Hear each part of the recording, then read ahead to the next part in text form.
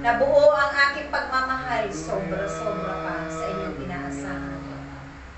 Na aking itong ibinibigay sa aking mga anak na nilikha sa sanlibutan.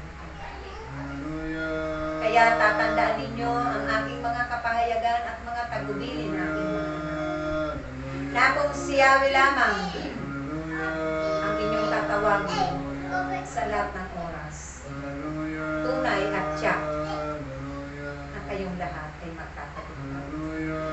Narito ang inyong mga kapatid na biniyayaan ko ng mga kapangyarihan upang gamitin ko sa lahat ng aking gawa.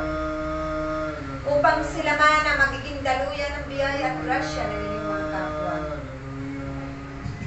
Dahil hindi lamang pinansyal ang kanilang